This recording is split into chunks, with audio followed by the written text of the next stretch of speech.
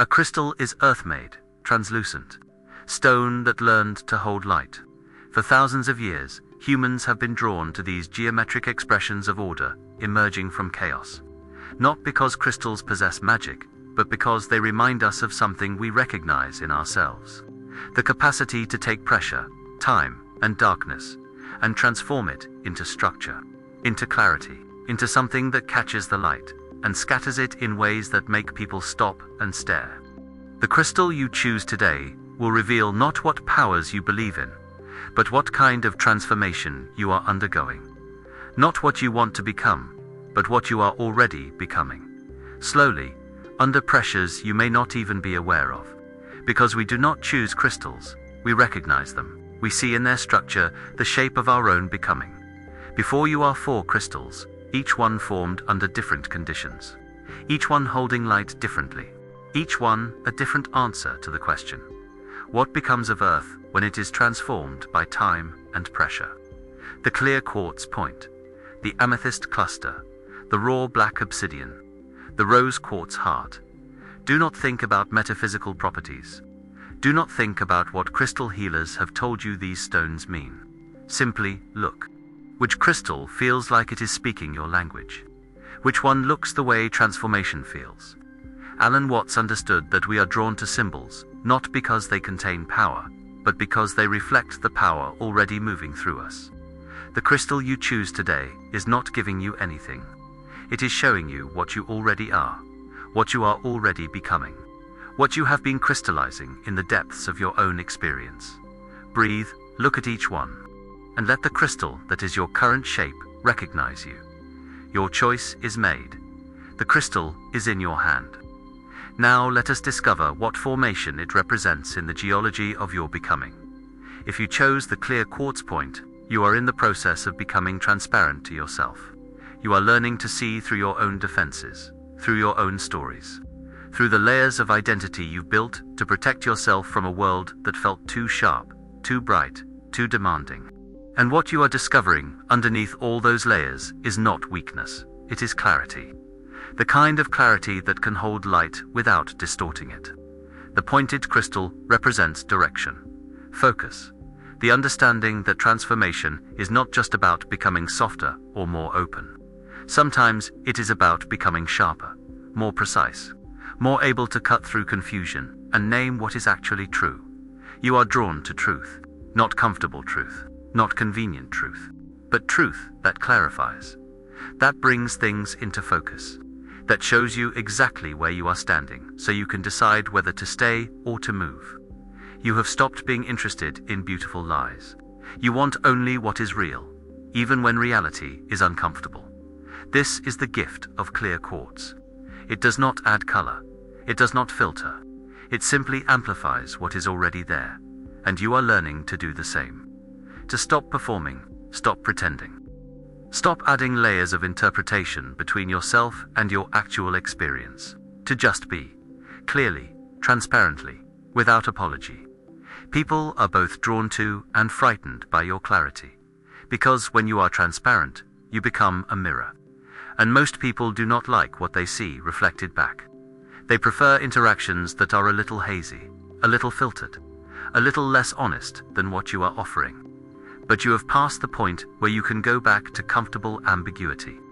You have tasted clarity, and once you know what it feels like to see clearly, to speak clearly, to live without the fog of self-deception, you cannot unknow it. You cannot return to the blur.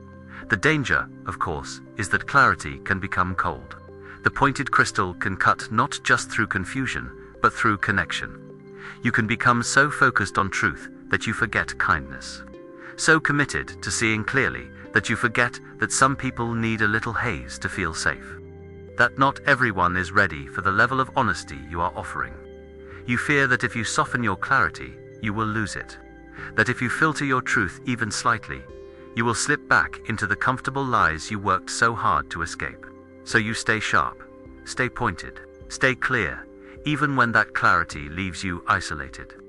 Alan Watts would remind you that transparency does not require sharpness, that you can see clearly and speak gently, that the light can pass through you without you needing to point it like a weapon at everyone who is not ready to see.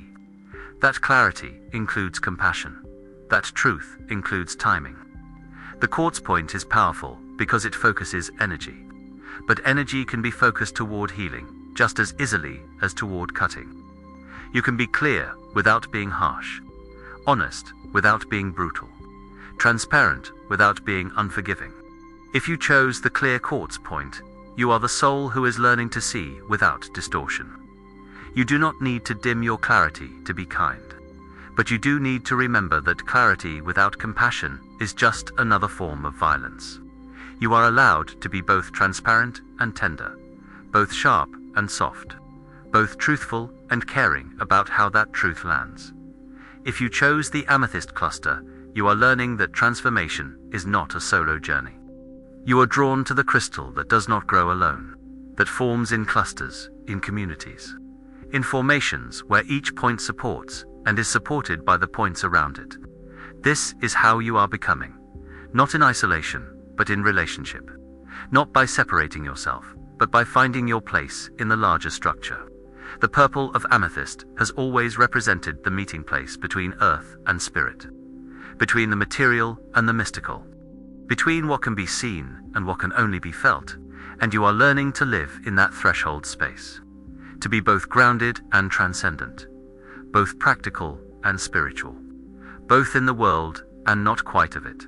You are undergoing a transformation of consciousness itself. You are waking up to dimensions of reality you did not know existed, seeing connections you could not see before, feeling energies you previously dismissed as imagination. And this awakening is not making you less functional. It is making you more whole. The cluster formation represents your understanding that individual awakening is inseparable from collective awakening, that you cannot evolve alone, that your transformation is intertwined with the transformation of everyone around you, that as you rise, you pull others up, and as they rise, they pull you up. This is how consciousness evolves, not through solitary enlightenment, but through collective elevation. People seek you out when they are going through their own awakenings, when they are starting to see things they cannot explain, feel things they cannot name, question things they were taught never to question. You offer them validation, permission, the reassurance that they are not going crazy, they are just waking up. The amethyst cluster also represents your relationship with mystery. You do not need to understand everything to trust it. You do not need proof to believe.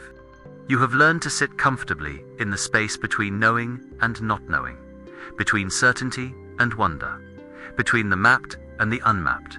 But there is also a danger in romanticizing the mystical, because the purple haze can become a hiding place. You float in spiritual concepts instead of dealing with practical realities. You talk about consciousness and energy and awakening, but you do not do your dishes. You do not pay your bills. You do not show up for the unglamorous work of actually living. You fear the mundane because the mundane feels like a step backward. You fear that if you focus too much on earthly concerns, you will lose your spiritual connection. So you stay in the cluster, stay in the purple, stay in the space of constant seeking and never quite arriving. And in doing so, you have mistaken spirituality for escape, awakening for avoidance, the cluster for the destination, instead of recognizing it as one stop on a much longer journey. Alan Watts would tell you that the point of spiritual awakening is not to leave the world behind. It is to return to the world with new eyes, to wash the dishes with the same attention you bring to meditation, to pay the bills with the same reverence you bring to prayer, to understand that there is no separation between the sacred and the mundane, that it is all one thing, all one transformation. You can honor your mystical nature without using it to avoid your human responsibilities. You can be part of the cluster while also standing on your own ground. You can wake up spiritually while also showing up practically. If you chose the amethyst cluster, you are the soul who is learning to bridge worlds. You do not need to choose between earth and spirit. You are the meeting place, the threshold, the purple that holds both red and blue, both grounded and elevated, both mystical and practical, both awakened and still learning how to live in a world that mostly sleeps. If you chose the raw black obsidian, You are undergoing the transformation that no one talks about. The one that looks like destruction from the outside. The one that feels like death from the inside. You are drawn to volcanic glass. Two stone formed not through slow pressure over millennia, but through sudden, violent transformation. Through fire so hot, it melts rock. Through eruption that forces what was buried deep underground to surface. Through rapid cooling that leaves no time for crystalline structure. Only sharp, glassy truth. The black obsidian represents your current process. You are not gently evolving. You are erupting. You are being forced to confront what you buried, to surface what you suppressed, to feel what you froze. And it is not gentle. It is not gradual. It is volcanic. This is the transformation of shadow work. Of facing what you have been running from. Of looking directly at the parts of yourself you labeled unacceptable, and discovering that they are not evil. They are just unloved. They are not dark. They are just unseen. They are not your enemy. They are just your truth. Wearing a mask you were too afraid to remove. You are in the process of integration. Of taking back the parts of yourself you gave away. The anger you were told was too much. The desire you were told was wrong. The ambition you were told was selfish. The power you were told was dangerous. All of it. You are reclaiming all of it. And the process feels like dismantling, like destruction, like death, because it is. It is the death of who you pretended to be. People do not always understand what you are going through. They see you becoming more intense, more unfiltered, more willing to speak truths that make rooms uncomfortable. They think you are becoming difficult, negative, hard to be around. They do not realize you are becoming real, that you are finally showing them what was always there beneath the performance. The raw obsidian also represents your relationship with pain. You are not afraid of it anymore. You have learned that pain is not punishment. It is information. It is your psyche telling you where you are still holding patterns that no longer serve, where you are still contorting yourself to fit containers that are too small, where you are still betraying yourself to keep the peace. But there is also a danger in loving the darkness too much, because obsidian, for all its power, is fragile. It cuts beautifully, but it shatters easily. And you can become so identified with your shadow work that you forget you are also light. So committed to facing your darkness that you become suspicious of joy. So honest about your pain that you forget you are allowed to heal. You fear that if you move beyond the shadow work, you will lose your edge. That if you actually integrate, instead of just excavating, you will become soft again, weak again, performative again. So you stay in the obsidian, stay in the shadow, stay in the sharp, cutting truth, and forget that integration eventually leads to wholeness, not to more fragmentation. Alan Watts would remind you that shadow work is not the destination, it is the passage. You descend into the darkness, not to live there, but to retrieve what you left behind, to reclaim your power, and then to return, to bring the shadow into the light, to integrate what you found in the depths into your daily life. You can honor your darkness without making it your identity. You can face your shadow without becoming it. You can work with obsidian while also remembering that obsidian is created by fire and cooling. The fire is important, but so is the cooling. So is the return to solid ground. If you chose the raw black obsidian, you are the soul who is brave enough to face what others deny. You do not need to apologize for your intensity, but you also do not need to stay in the volcano forever. You are allowed to surface, to cool, to become whole again. The sharp edges you carry are not meant to cut others. They are meant to cut through illusion. And once the illusion is cut, you can set the blade down. If you chose the rose quartz heart, you are learning the most difficult transformation of all. You are learning to soften after hardening, to open after closing, to trust again after being betrayed. You are drawn to the pink stone, to the crystal that forms when the earth adds just a trace of titanium, iron, or manganese to quartz and creates something softer than clear, but stronger than it looks. The rose quartz is not weak, it is gentle, and you are learning the difference. The heart shape represents your current work. You are rebuilding your capacity to love after love hurt you. You are teaching yourself to be vulnerable again, after vulnerability was weaponized against you. You are choosing connection, even though disconnection felt safer. This is courage. This is the hardest transformation there is. You are in the process of healing your heart, not by protecting it, not by closing it, not by building walls so high that nothing can touch you again, but by slowly, carefully, terrifyingly opening. By choosing to believe that not everyone will hurt you just because someone did, that not every connection will end in betrayal just because one did, that it is still possible to love without losing yourself. This is the transformation that looks like weakness to people who have never done it, who think that strength is armor, that healing is hardening, that the way to survive is to never need anyone again. But you know differently. You know that the real strength is in staying soft, that the real healing is in opening, that the real survival is in continuing to love even when love has left scars. People are drawn to your gentleness, to your capacity to hold space without judgment, to your ability to see them as they are and not demand that they be different. You have learned through your own healing that everyone is carrying wounds, that everyone is doing their best with the capacity they have. That harshness does not heal anything. Only gentleness does. The rose quartz also represents your relationship with self-love. You are learning, slowly, that you cannot give what you do not have, that you cannot love others well if you are empty, that self-care is not selfish, it is the foundation. You are learning to be as gentle with yourself as you are with others, to speak to yourself the way you speak to people you care about, to offer yourself the same compassion you offer so freely to everyone else. But there is also a danger in softness without boundaries, because the rose quartz heart can become a doormat. You open yourself so completely that you let everyone in, even people who are not safe. You give so freely that you do not notice when people are only taking. You are so committed to staying soft that you forget you are allowed to protect yourself. You fear that if you set boundaries, you will become hard again, that if you say no, you will lose your gentleness, that if you protect yourself, you will close off the love you worked so hard to reopen. So you let people hurt you, over and over. And you call it healing, you call it growth, you call it love.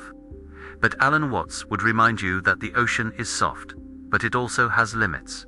That gentleness does not mean unlimited access. That love includes boundaries.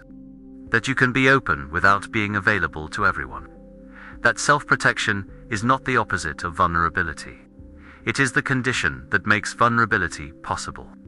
You can keep your heart open while also choosing who gets to be close to it. You can be soft while also being discerning. You can love freely while also loving yourself enough to notice when someone is taking more than they are giving. If you chose the rose quartz heart, you are the soul who is brave enough to stay soft in a hard world. You do not need to harden to survive, but you do need to develop boundaries that protect your softness without destroying it. You are allowed to be both open and protected, both gentle and strong, both loving and self-preserving. The heart you are healing is not meant to be given away. It is meant to be shared with those who will honor it, and only you can decide who those people are. For crystals, for forms of transformation, for ways that pressure, time, and conditions shape what was once formless into structure, into beauty, into something that catches light and scatters it in patterns we recognize as meaning. Carl Jung understood that crystals fascinate us because they are perfect symbols of the individuation process. The way the psyche takes the raw material of experience and organizes it into structure, into coherence, into a self that can hold its shape even under pressure. But Alan Watts would take this further. He would say that the crystal you chose reveals not just what kind of transformation you are undergoing, but your current understanding of what transformation even means. Whether you believe it requires clarity or community, whether you think it looks like destruction or softening, whether you are becoming sharper or gentler or darker or more integrated. The clear quartz point revealed your belief that transformation is about removing distortion, about seeing and speaking clearly, about becoming transparent to yourself so light can pass through you without being bent by unexamined beliefs. The amethyst cluster revealed your belief that transformation is collective, that you cannot wake up alone, that individual evolution is inseparable from the evolution of everyone around you, that we are all points in the same formation, supporting each other as we reach toward light. The raw black obsidian revealed your belief that transformation sometimes requires destruction, that you must surface what was buried, face what was hidden, reclaim what was rejected. That integration begins with excavation, even when excavation feels like annihilation. The rose quartz heart revealed your belief that transformation is about learning to love again. That healing is not hardening, but softening. That courage is not closing, but opening. That the real work is choosing connection, even after connection has hurt you. And all of these are true. All of these are valid forms of transformation. All of these are necessary at different times, because you are not becoming one thing, you are becoming whole. And wholeness includes clarity and community, shadow and light, strength and softness, the sharp and the gentle. So where does this leave you? Perhaps you saw yourself in the crystal you chose. Perhaps you recognized the transformation you are currently undergoing. Perhaps you realized that what you thought was happening to you is actually something you are actively becoming. This is valuable. All self-awareness is valuable. But do not make the crystal you chose into your permanent identity. Do not say, I am clear quartz, or I am obsidian, and then defend that crystalline structure for the rest of your life. Because the truth is, you will be all of these crystals at different times. You will need clarity, and then you will need community. You will need to face your shadow, and then you will need to heal your heart. You will sharpen and soften, harden and open, destroy and rebuild, over and over, for as long as you are alive. The crystal you chose revealed your current formation. The shape your consciousness is taking right now under the specific pressures of your specific life, but that shape is not permanent. Crystals can be reheated and reformed. Pressure can change. New elements can be added. What you are becoming today is not what you will be becoming tomorrow. You are allowed to be clear and then become purple. To honor your shadow and then choose softness. To build boundaries and then lower them for the right people. To be sharp when sharpness serves and gentle when gentleness heals. The crystal revealed one truth about your transformation. Now you get to choose. Is this the transformation you want to continue? Is this the pressure you need to honor? Is this the shape you want to take? Or are you ready for new conditions, new elements, new ways of catching light? Alan Watts once said that you are not a drop in the ocean. You are the entire ocean in a drop. Today you looked at 4 crystals and chose one. But the choosing was not the point. The point was to realize that you are not a fixed crystal. You are the earth itself, constantly forming and reforming under pressures you cannot always see or name. The crystal revealed your current structure. But structure is temporary. Even diamonds, the hardest crystals, can be broken down and reformed into graphite. Even obsidian, born of fire, can be ground back into sand. Nothing stays, everything transforms. And ether consciousness that moves through every form you are the only constant. So carry this knowing lightly. Hold your insights gently, and remember that crystals are beautiful not because they are permanent, but because they show us what happens when matter meets intention. When pressure meets time, when chaos meets order, they show us that transformation is not just possible, it is inevitable. And you are proof of that. You are the crystal and the earth and the pressure and the time. You are the entire process of becoming. If something in this reflection resonated with you, if you saw yourself in the crystal you chose, we invite you to share it in the comments below. Not to defend your choice, not to explain your transformation, but simply to acknowledge, I saw where I am in my becoming. I recognized the shape I am taking, and now I can work with it consciously instead of resisting it unconsciously. Because awareness is what transforms unconscious formation into conscious creation. And by sharing your awareness, you remind others that transformation is not something happening to them. It is something they are actively becoming. There are more reflections like this waiting for you. More mirrors.